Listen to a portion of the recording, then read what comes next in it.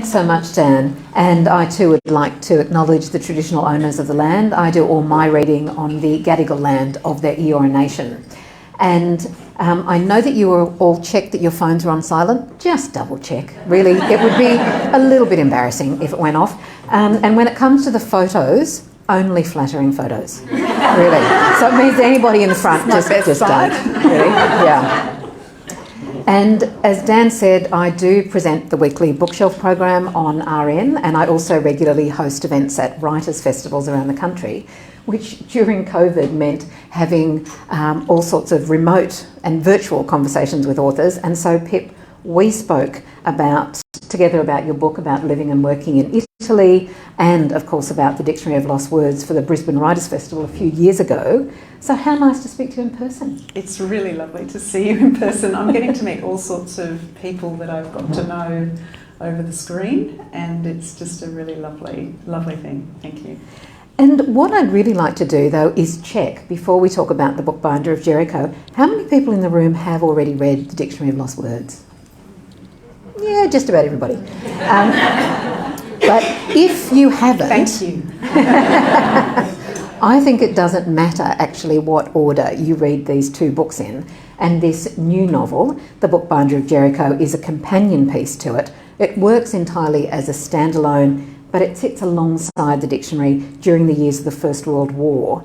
Now, Pip, in the dictionary, we saw slips of paper moving around a room through different processes in the scriptorium.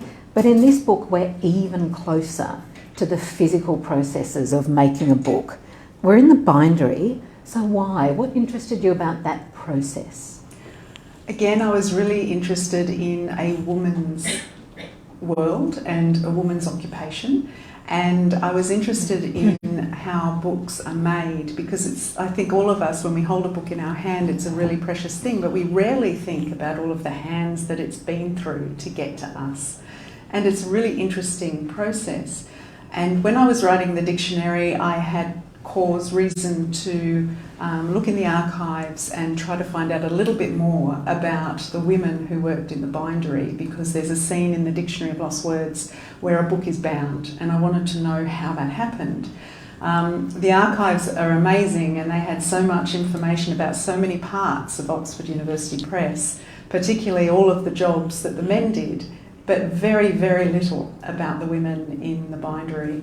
And it occurred to me that when I did know what the women did. What the women do is they fold the large sheets that come off the printer.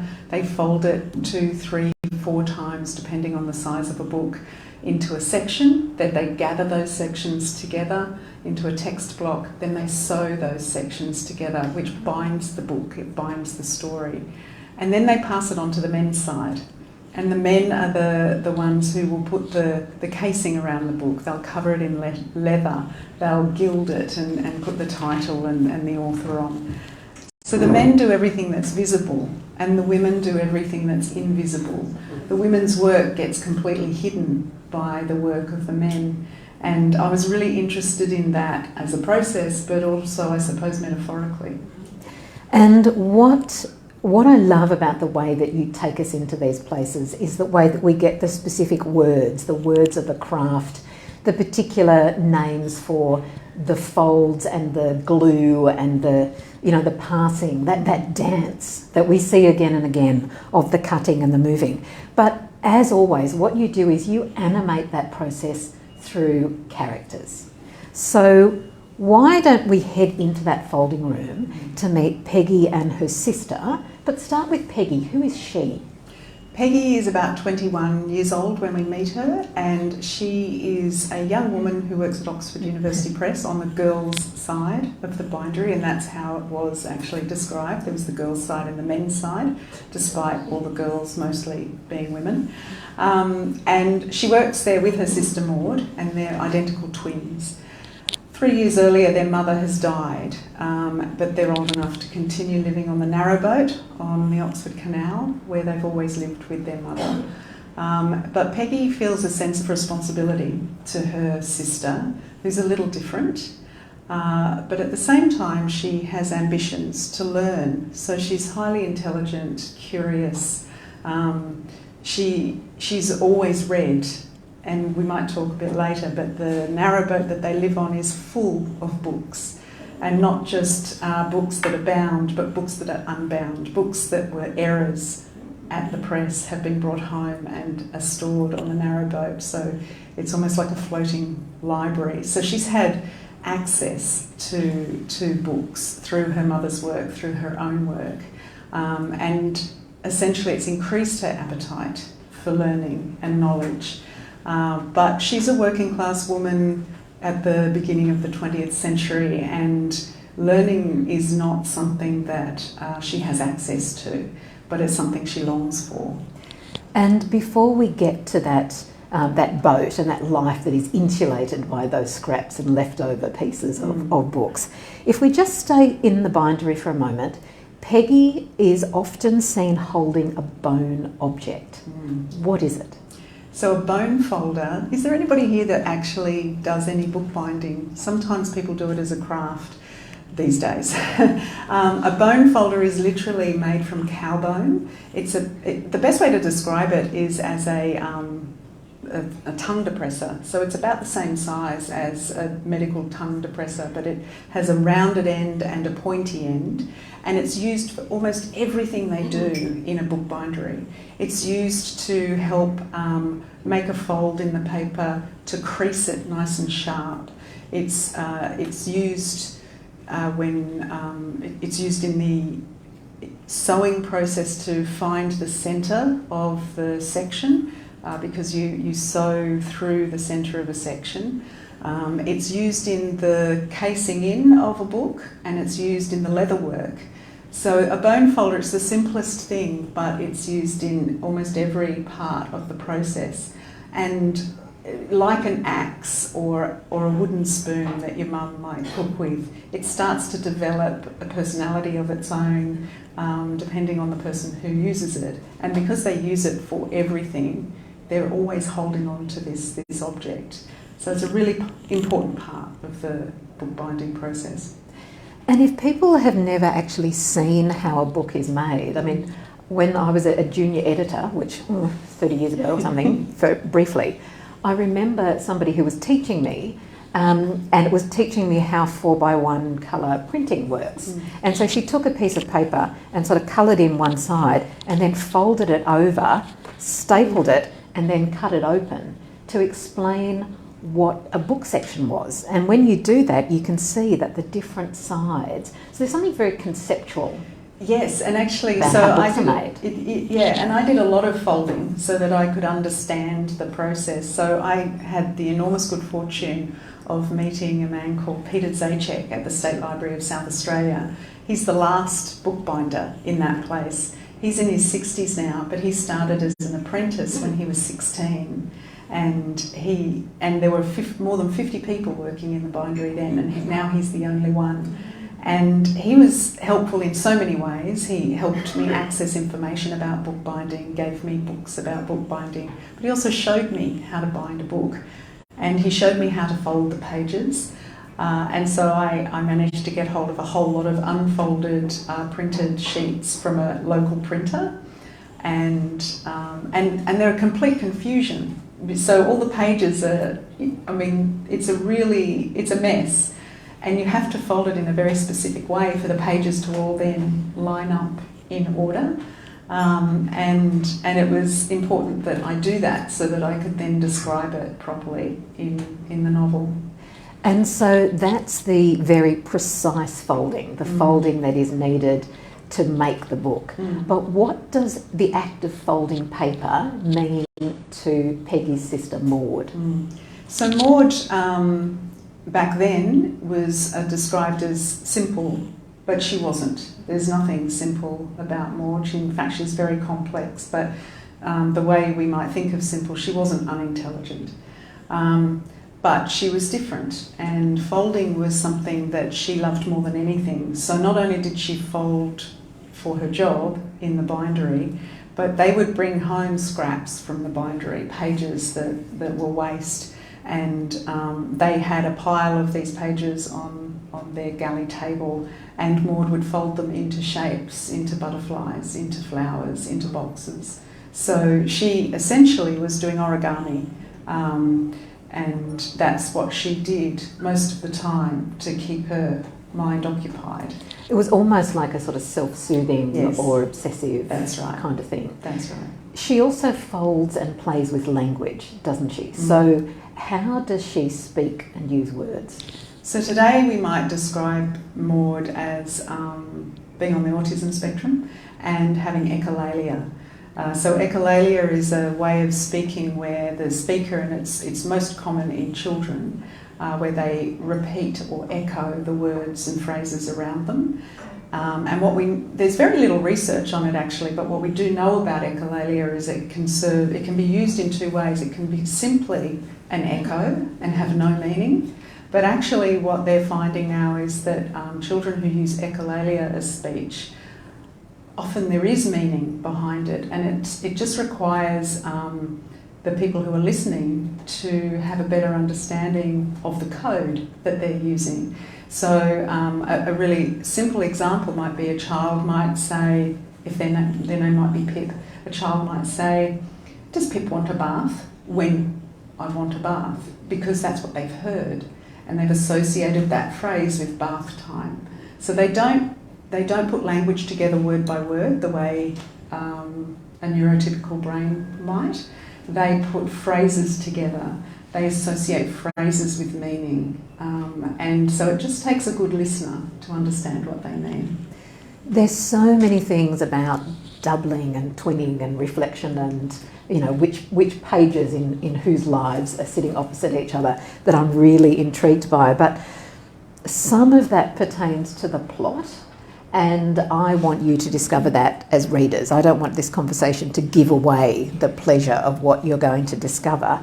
So what I'd really like to do is to sort of ask you about characters and ideas, and some of the other things that are going on. Now, there is a woman called Tilda in this book. She used to be on the stage. She's got so much verve and directness. An obvious thing would have been to make her the star of the show. So tell us about how you decide who's going to be the star of your show and who's going to be a side character. Tilda's interesting. A lot of you would recognise Tilda. She's in the Dictionary of Lost Words as well, and she's a side character in that as well. And she's probably really pissed off actually that she's in the wings of that book. Pretty much completely in the wings of that book. Tilda's one of those characters that books are written about, actually.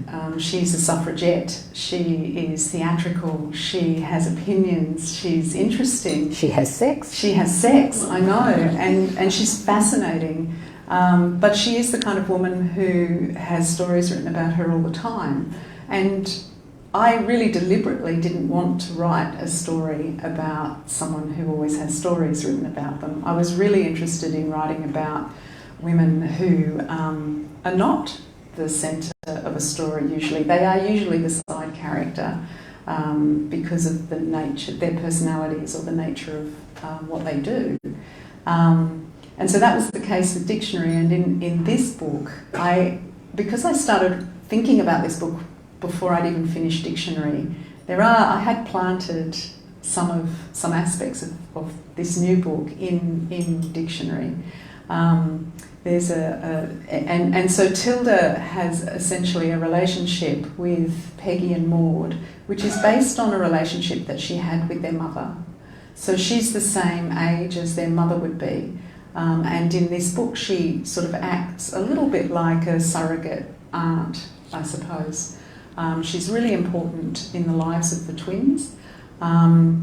But for me, in this book, she also, while she is all of those things, an actress and a suffragette and so on, in this book, war changes everything for everybody, including her. And it's not the theatre and the stage that she occupies in this book, but it's the theatre of war that she occupies.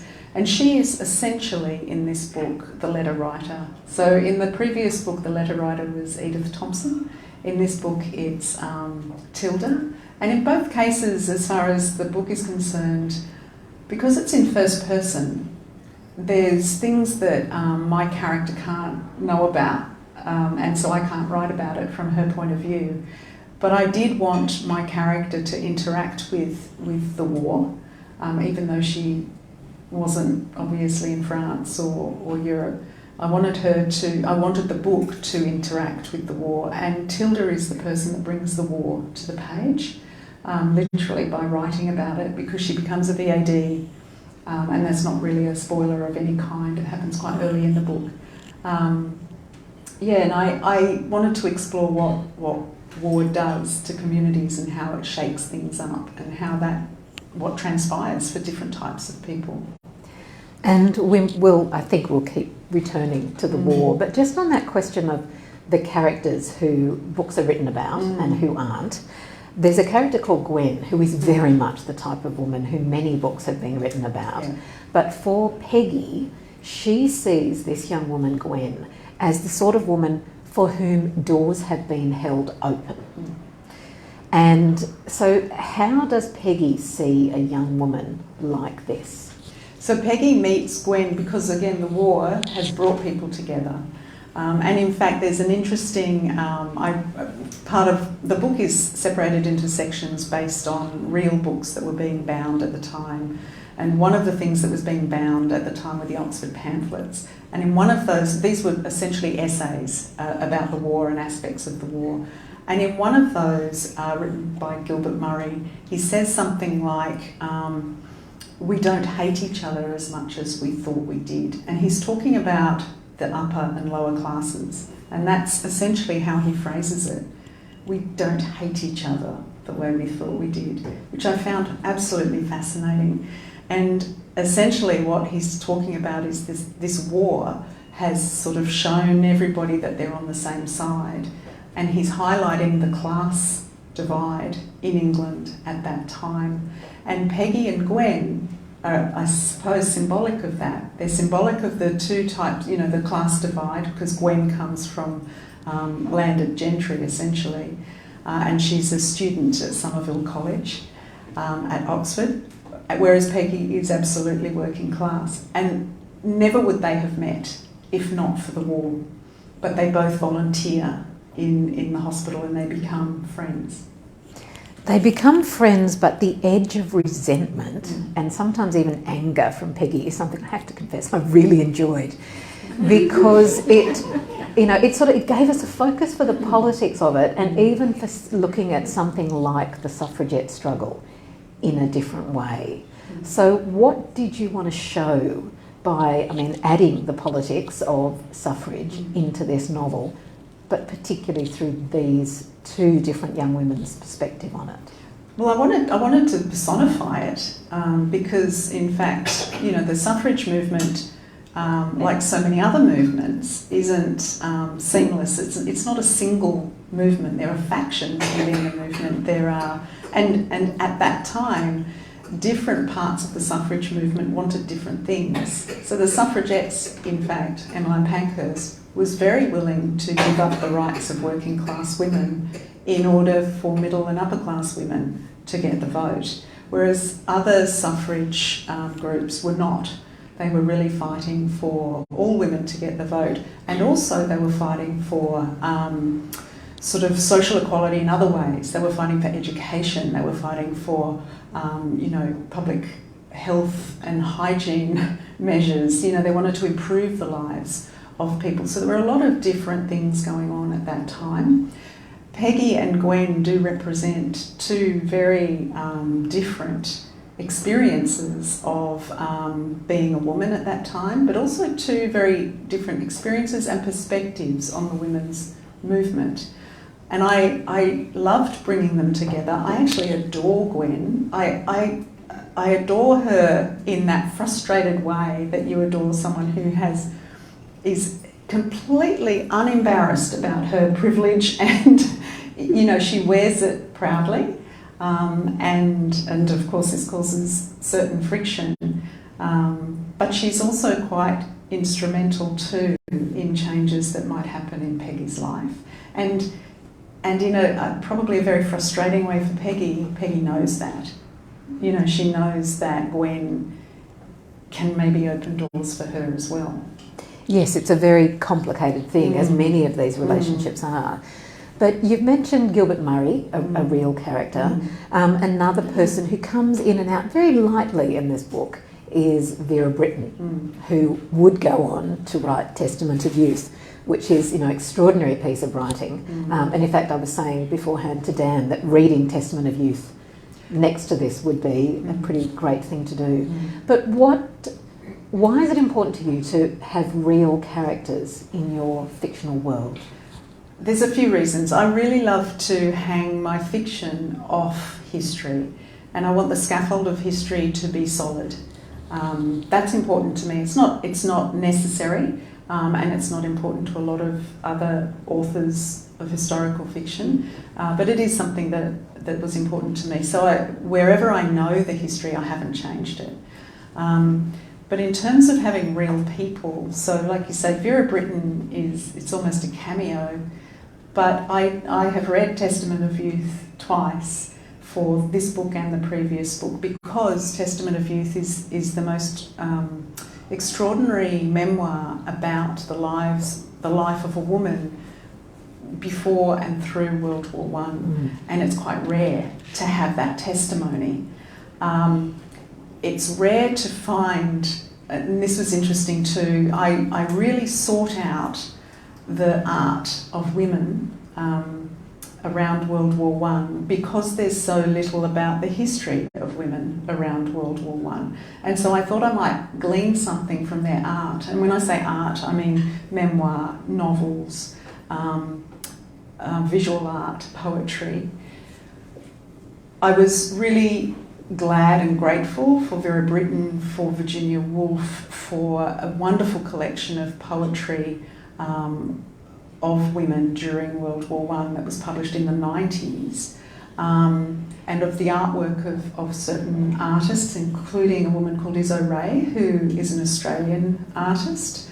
Very grateful for all of that, but what I realised is those women were all middle or upper class women. They had the time and the resources to do their art and be creative. There was very little from working class women. So I gleaned what I could from those things.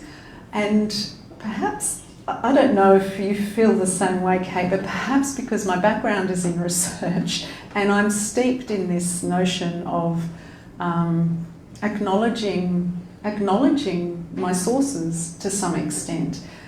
Of course I can do that in the back of the book, but I also want to honour these people, these works that I have been inspired by in the story, if it works for the story. And it did work for this story. Vera Brittain really did have a relationship, the relationship and the conversations that I use in the book with Horace Hart, who was the controller of Oxford University Press, because her father made the paper that the press uses. So she came from a wealthy paper mill family. So there was a link there that I just found really interesting, and she went to Somerville College, which is important in the story. And I find those things fascinating personally. And you don't actually need to know who Vera Brittain is. It doesn't make any difference whether you know she's real or not. But for me, it was a pleasure to write that in. And if you're wondering, there is a sort of simmering restraint that is going on in this conversation, because if we are not careful, Pip and I would just spend the whole time getting excited about archives and going on about that in terrible detail, because that is actually what we both love to do. And we did it a little bit, we got a bit of it out of our system already. Thank you for sitting through that. Yeah, we could do it a lot more, because there are all sorts of lovely little nuggets for the historian inside this novel where I just went, oh, she's talking about this. But look, Vera is a famous example, but what about those real women of the bindery? What traces did they leave, and how hard was it to find them? They actually left very few. So I said earlier there wasn't very much about what they did in the bindery, but what I did come across, I came across a couple of photographs that were taken in the bindery in the early 1920s, which is more or less the time of my book. And that showed me what the bindery looked like. It showed me the big huge piles of sheets and folded sections. It showed me the gathering bench and so on. There's a really beautiful film called The Making of a Book at Oxford University Press. It's about 20 minutes long, but it's absolutely fascinating. You can find it on YouTube. I highly recommend you have a look. And it goes through absolutely every process, from the making of the type in the foundry right through to the gilding of the title on a leather-bound book. And it included women folding and women gathering at the gathering bench. And it was the woman who was gathering sections onto her arm. She did it so gracefully, as if it was a dance. And I know she would have done it thousands and thousands of times, and she had just gotten into this rhythm that was incredibly graceful. And I saw this while I was just finishing off the previous book, but I asked myself, I wonder if she ever stops to read what she's gathering into her arm. And that was the beginning of the idea for this book. Because that's absolutely central to this book, is that if your work is to fold and gather and put together, what happens to those glimpses of words? And what happens if you stop to read them? Well, in Peggy's case, she'd be told off. That's right. So she's told her job is to bind the books, not read them. And it makes sense to some extent, because if you stop to read, you slow down. And it is essentially like a factory. You know, they have to fold as fast as they can. They have to do everything as fast as they can. And it just seems like one of those situations of water everywhere and not a drop to drink. If you're someone who just desires to learn, it seems so cruel, really. Well, and what a metaphor too for these working class girls who are in the area, like they're next to the university, they're part of it, they're walking past the buildings, not even necessarily allowed into the buildings, are they, until World War I? That's right. And Oxford University Press is a university building, so they are owned by the university. They are part of university furniture.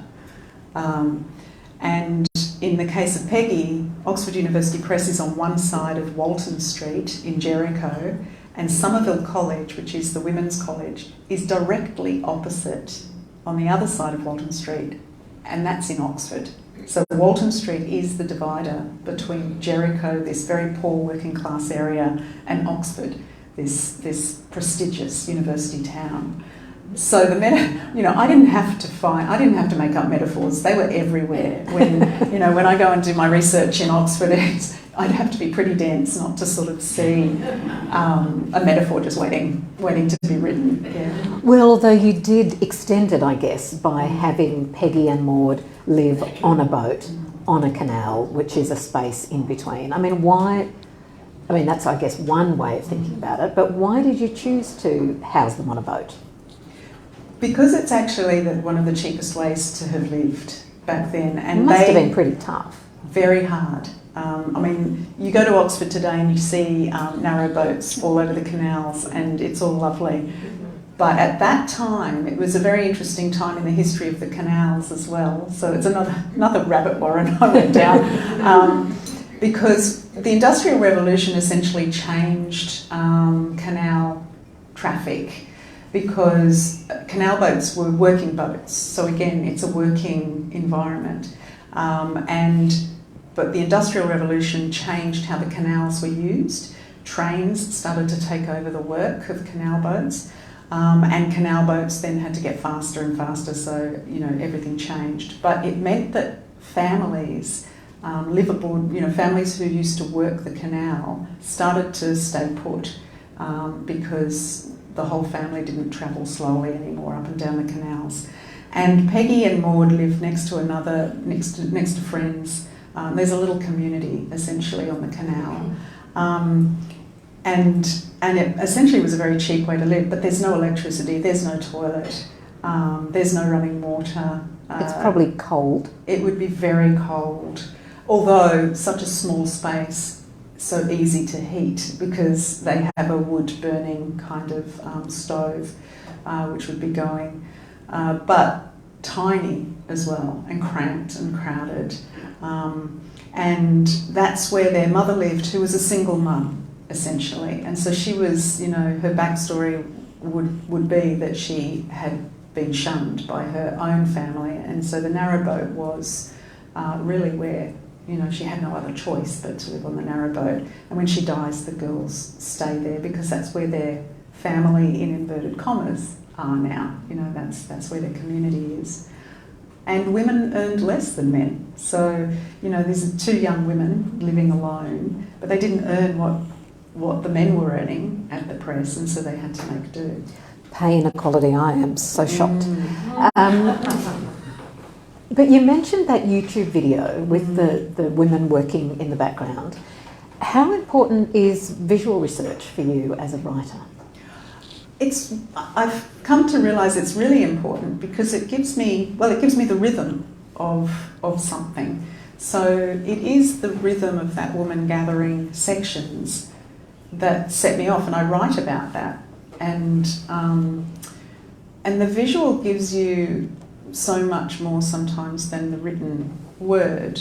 I think in the previous book there were many occasions, even though it was all about words and the importance of words, when really important things happen, no one said a thing because words can be so inadequate.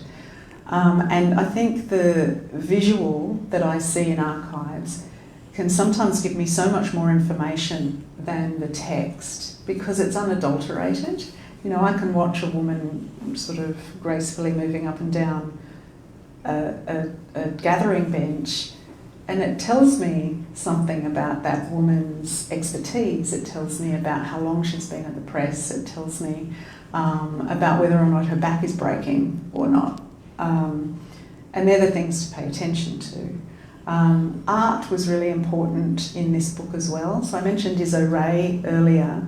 She was an Australian artist living in Etap in France before World War I, and she lived there with her mother and sister.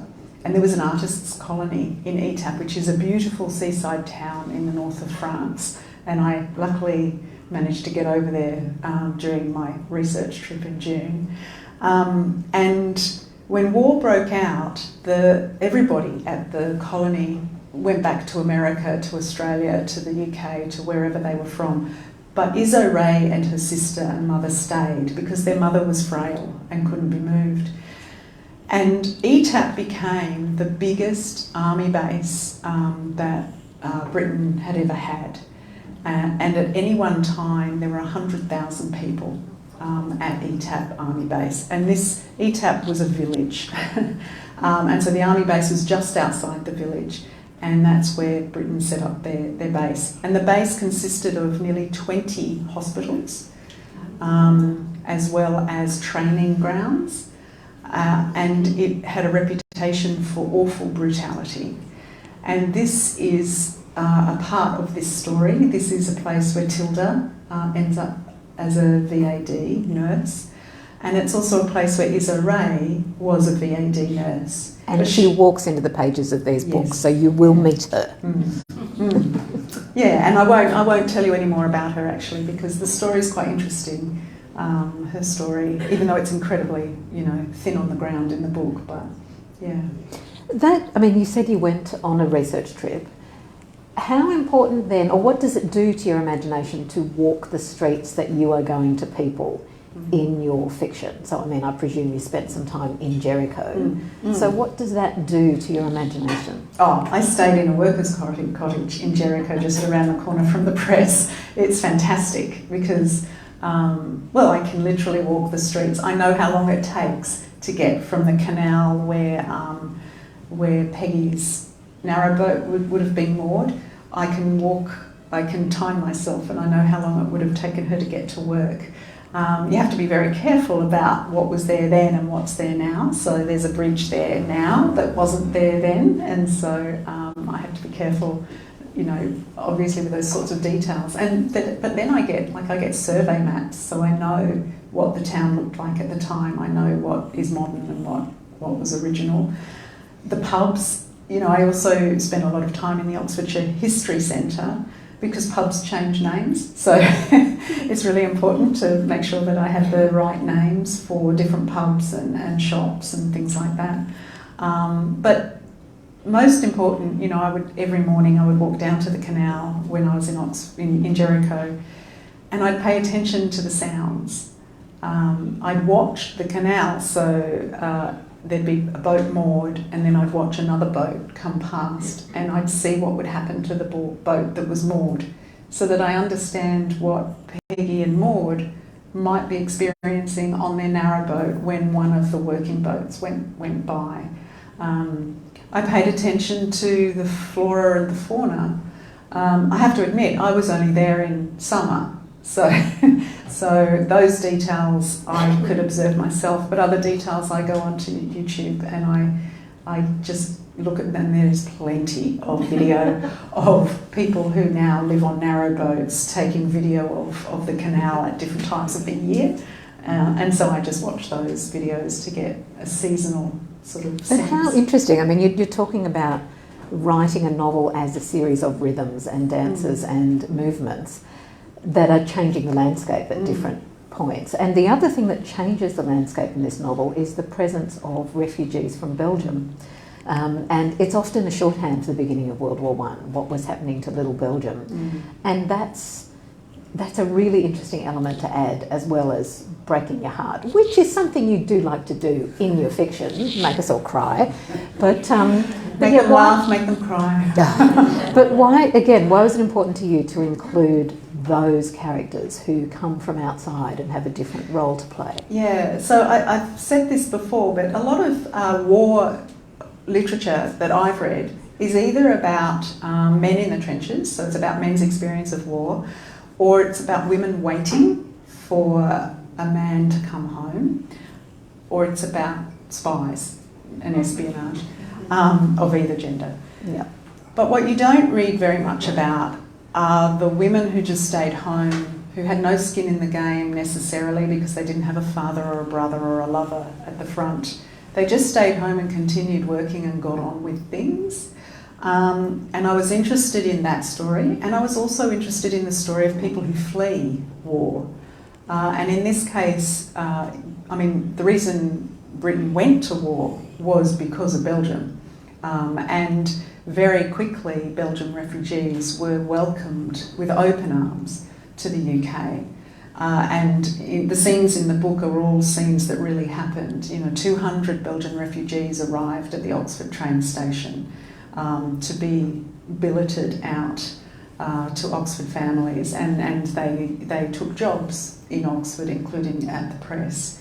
And I was interested in that experience of being a refugee and welcoming refugees and living with refugees in your town, and how that might change over time as well. England sort of had, while they welcomed refugees, they then had a very strict policy of making sure they went home at the end of the war. Hercule Poirot is kind of an anomaly, really. Most Belgians went home. But at the same time, there's resonances to today. So you were talking earlier about there being echoes through the book, and perhaps echoes between these two books, but there's also echoes through history. And as I was writing this book, Russia invaded Ukraine, and Gilbert Murray, who we mentioned earlier, who wrote one of these essays about the war, he wrote about the invasion of Belgium by Germany. And honestly, that essay, if I just changed those two words, if I replaced Germany with Russia and Belgium with Ukraine, the essay would be relevant today. There'd be very little you would have to change to make it relevant today. And that's sobering. And then, of course, as I was writing about the Spanish flu, we were all going through COVID. And writing about inequality in education. That's always relevant. There, so. Again, I'm astonished. But look, I love the way that you include the choirs and spires and stitching and glare and all of those specific words of the bindery. But I'm sure you all have questions as well that you'd like to ask. And because these are companion novels, I'm sure you can sneak in a Dictionary of Lost Words question and nobody will object. So who would like to start, bearing in mind that I will repeat what you say and hopefully get it sort of right? So who'd like to kick us off? Don't be shy, this is a great opportunity. Yes. When you were planning the novels, I guess how much of it was planning versus how much of it bounced off your rabbit warren research. Yeah. Okay, I'll just repeat that for those listening. If this was a crime discussion, the question would be, are you a pantser or a planner? Yes. So how much does your planning come from the research? It's a really great question. I am a planner, and I was a planner by occupation prior to being a writer, so I just cannot help myself. So I have an idea of the whole very, very early on, and that's not even something I try to do, it's just something I can't avoid doing. Once I get the idea at the beginning, my brain just goes through to the end. So in fact, the last scenes are often the second scene I write. Having said that, as I'm writing a scene, I will do some research. I'll come across something that is just so interesting. And if it's also interesting to my characters, then it can change the trajectory of the scene. And sometimes that might change the trajectory of the story, but usually it's just within the scene, it can take on a life of its own. So I don't know what will happen in a scene until I start writing it. I just generally know where it's headed. But the research is incredibly inspirational. Yeah. Thank you. Hilary Mantel did tell me that she wrote the death of Cromwell before she'd even written all of the 3 books. I mean, she always knew what was going to happen to him, because we all knew what was going to happen to him. But she had to write that very early on and sort of write towards it. But who else would like to ask a question? Yes. Hey there, thank you so much. You're welcome. To listen to you. You just talked about writing in scenes, and I wonder if that's separate to chapters, and if scenes work for you as a form of writing, and if so, why, as opposed to writing a chapter, are there more than one scenes in a chapter? Sorry, I'll just have to repeat that for those people watching. So the question was about the difference between writing in scenes and writing in chapters, and how does Pip imagine this, and are there more than one scenes in a chapter? So what does it mean, I guess, to talk about scenes? Well, it's interesting actually. So I don't write from beginning to end. I just write scenes that occur to me. So I do have this big picture idea, but and sometimes it's because of the research, or sometimes it's just because I'm bored with what I'm writing and I can't wait to get on to the scene where the woman is gathering all the sections in her arms. And so I'll write a scene that interests me on a particular day, and sometimes those scenes can be, just part of a chapter. Sometimes they evolve into an entire chapter. I never really know. And it's not really until the editing phase, when I've got it all down, that, chapters can sometimes, switch around a little bit, become shorter or longer, or scenes can be swapped from place to place. It's kind of like a jigsaw puzzle, and you can put it together in slightly different ways. Does that mean there are scenes that you avoid, or scenes that are very hard to write? Things you know you need to get to, but you just can't bring yourself to? Yes, there's some like that. There's some that you have to be in the right mood or the right place to write, particularly if they're emotional. So I have often written around a very emotional scene, so I know exactly where it needs to be. I know in my head exactly what's going to happen, but I also know that it requires me to really turn up emotionally on that day, and there's just some days where I'm not ready to do that, and so I just leave it blank, or I need extra time. Yeah. I'm always curious whether writers cry over their own work. I do. And there's a question here. So, how do you turn the scenes into a connected whole? You said editing, well, obviously that's the case, but it sounds very complex, and who helps you? And so, given that you do write in these disparate scenes, how do you then make it into a narrative? How do you do it, and who helps you? Sometimes there's a bit of wasted time when you write the way I do, because I write out of order. So sometimes I might write a scene that is 3/4 of the way through the story, and then I'll go back and write the beginning of the story and realise the scene I wrote, 6 months ago doesn't quite work, so I have to change it a little bit. I said jigsaw earlier. Maybe I should have said, you're going to use so many different metaphors, so pick the one that works for you. But maybe I should have said it's more like a patchwork quilt. So, you know, I create a patch and then I have to sew it together, which is, you know, kind of appropriate for this conversation. And in sewing it together, I might have to adjust some aspects of that swatch before I can sew it. I have to neaten it up, or I have to, you know, I have to make it fit with whatever is beside it. And then it's the stitching. They're just extra sentences. They're lead in, they're lead out sentences. They're things that help scenes to fit together and stay together. Yeah. But the other thing that ties things together with your scenes and your characters and your moments are the moments between these two books that really do sit in parallel with each other, but they occasionally meet and cross over. So I guess, well, I've sort of got two questions. How hard is that for you as a writer? And what are you expecting of a reader in terms of paying attention and making those connections between the books? Some of the connections are really obvious, and readers will just go, oh, you know, you'll know, oh, there's Gareth. So Gareth's in this book. There's Tilda. You know who those people are. Sometimes you'll be familiar with something that's going on in this book because there's context. You've got context from the previous book. There are other little things that you won't notice. Some people will notice, some people won't. But in all cases, both the obvious and the more subtle, actually I wrote them because I got so much joy out of it. Because I wanted to know more about something that was alluded to in dictionary, but dictionary wasn't the story for that extra information.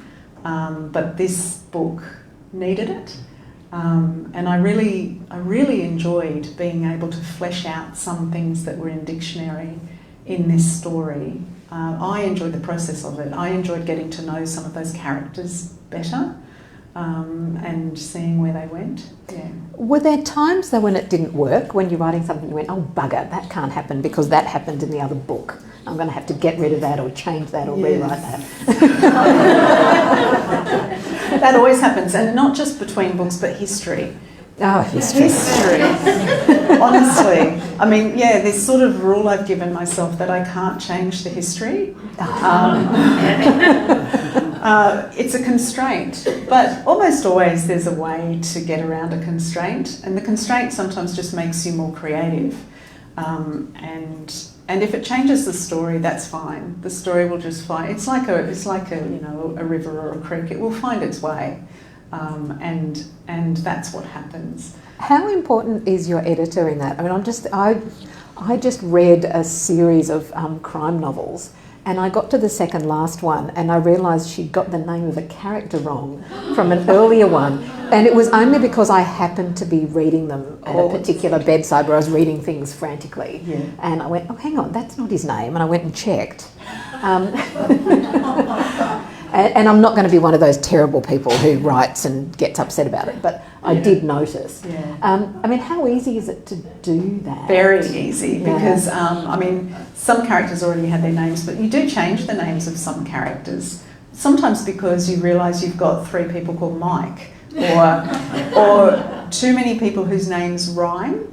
And actually that's something I was quite conscious of, not having names that had similar endings, like, you know, Lizzie, Mitzi, like all these Y endings. Claudine, Pauline. Exactly. Because I want people to really easily differentiate the characters, so they all have slightly different sounding names. And so for that reason, yeah, you can make those sorts of changes throughout. And if you've forgotten to do a global, you know, kind of cut and paste, and actually that's sometimes how it goes wrong, because you do just do a global change, and for some reason something doesn't get picked up. But the editor is actually really important. I couldn't write none of the books that I've written would be on the shelf if it wasn't for the people who helped edit it. So it's a particular skill that I don't have, and they do a lot. So the biggest editing job is a structural edit, and that's where they go through and make sure that, you know, you need more of this or less of that, or this character is a cardboard cutout, and I think we need to know more about them, or they give you really good global advice about how to improve the book. And then, of course, there's the editing that we're all a bit more familiar with, you know, on the line, which is really about, well, what is it you were wanting to express here, and have you expressed it as well as you possibly can? And they will comment on those things. But I learn a lot from the editorial process, and I encourage my editors to just be really honest and forthright. I want it to be the best book it can possibly be. And so you do have to sort of submerge any ego you might have around that, but really they know what they're doing, and I trust them to give me really good advice, and so I always... And essentially, if an editor says, oh, I don't like this, and I think, oh, but I love that, there's a problem with how I've communicated something. And so all that means is, well, because I love it and I don't want to get rid of it, I have to really work out where I've gone wrong in communicating something. And so even when we have disagreements, it's useful. Yeah.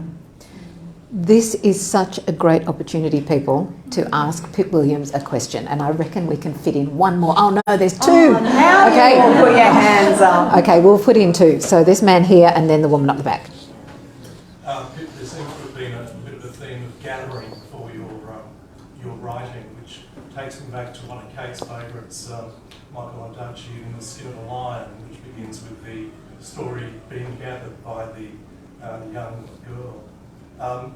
Is gathering something that's been in your mind for a long time? I'm just going to repeat the question. So gathering is the theme that's come up in this conversation and in the way that you talk about your writing. And thank you for recognising that Michael Ondaatje's Skin of a Lion, wonderful book, that starts with a gathering scene as well. So what does gathering mean to you? Yeah, well, it's funny. Sometimes always, I've written these books, and sometimes I don't know what metaphors I've sort of written into a book until someone tells me what it is. And I think that's actually magical, and that is part of the writing. This book will mean and be different things to everybody who reads it, because you bring your own experience to a story, and that will highlight certain things. For me, the gathering is really important. I mean, just in the writing, this is metaphor number 3 now for the writing process. Yeah, I gather scenes, I gather parts of the story in my arms, if you like, and then sometimes I shuffle them and relocate them. But that is actually what writing is all about. It's about gathering pieces of a story and then trying to make them fit together. And in this story, and it echoes in dictionary, I suppose, there's a sense of, if not gathering, but collecting is probably a better word that I would use for both these stories. These are women who collect, they collect or glean things that they are not given official access to. So it could be words, it could be knowledge. And it's the only way that they can access these things, because the system doesn't allow it otherwise. So it's this clandestine activity. And I think it's what people have always done. We find ways to access those things that we need, but sometimes we have to do it on the quiet. Well, the other thing I will do on the quiet is check. Can we have just one more question or two? We can have 2. Whoa. So the woman up the far back corner, and then there was a woman down here as well. Personal question. What shifted you to becoming an author from being a researcher? And the question, it's a personal one. What shifted you from becoming a researcher and academic to being a novelist? Are there any academics in the audience? I was an academic for a couple of decades, and well and truly over it. And in fact, the first book, which was a memoir, that came out of a kind of midlife crisis where I just packed in the job as an academic and took the family overseas to Italy and worked on farms. And that was an attempt to kind of, I suppose, reset and figure out what I could or wanted to do beyond academia. I had always wanted to write, though. But I suppose I'd never thought that it was something I could pursue as a career. that trip to Italy clarified what it was that was the most meaningful thing to me, and that was writing. Of course, it's one thing to know you want to be a writer. It's another thing to actually do it, because as much as you might really want to do something, writing is one of those things that can be very difficult to do no matter how much you want to do it. It's, you know, it's like so many things, you just procrastinate, you find ways to sabotage yourself. Once my memoir was published, though, I essentially had a foot in the door. I had developed some routines. Writing was now a part of my life. And really, I have just been extraordinarily lucky with dictionary. I am now in a situation where I can write full time, and I don't have to go back to doing research that makes no difference to the world. But I don't think we're going to call the skill in your storytelling luck. I'm sorry, we're not just going to call that luck. And there was one more question here. I just want to pick up on a point you raised, and maybe that issue around research, and I love that term, gleaning. And the question really is around dictionary to Bookbinder and the approaches you've developed and evolved with research. You've talked about the oral, you've talked about the visual, you've talked about the archive, you've talked about place and the unknown. So my interest is how has it evolved as a writer from one book to the other.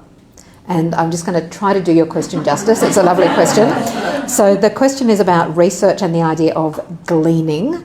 And, you know, you talked about oral research, visual, you know, the use of place. How much has your sense of research shifted? Actually, I totally did a disservice to my academic career. I couldn't have written these books without having had the experience and knowledge and education that I did.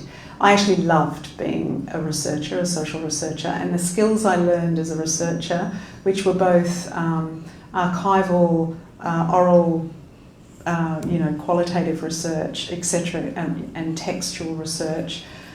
Those skills were just invaluable for these two books for a whole lot of reasons. Novelists who have to do research can often get really carried away with the research. But what I think I can do because of my experience as a researcher is I can organise the research. I know when to stop, and I know how to look for specific things. So I think I've got a handle on the research, and I enjoy it, and I've been trained to translate research into story, actually. So as a social scientist, that's what I've always done. I've always translated the hard yakka, if you like, of research into stories that make sense of an issue or a social concern that can then be understood by an audience, not this kind of an audience, but still an audience. And that served me really well, yeah. And Pip Williams' latest novel, so The Bookbinder of Jericho, it's published by Transit Lounge, and you can buy it over there at the back of the room, and she might even sign it for you. And I'm going to do another plug. Pip will be speaking to my co-host on the bookshelf, Cassie McCullough, at the Sydney Writers' Festival for a big feature interview. And we're going to be speaking again in a panel discussion with other writers about history and fiction, including Geraldine Brooks is going to be part of that. And so excited. And I did tell Pip we had a Radio National Books meeting today, and everyone in the meeting either was going to or had recently spoken to Pip in some form or another. So our digital producer, I think, is writing an article, and my book show colleague Claire Nichols has also recorded an interview. And so I'm looking forward to the compositor of something or other in a next book that I'm imagining we need to read as well. So we've been listening to Pip Williams. Please do thank her.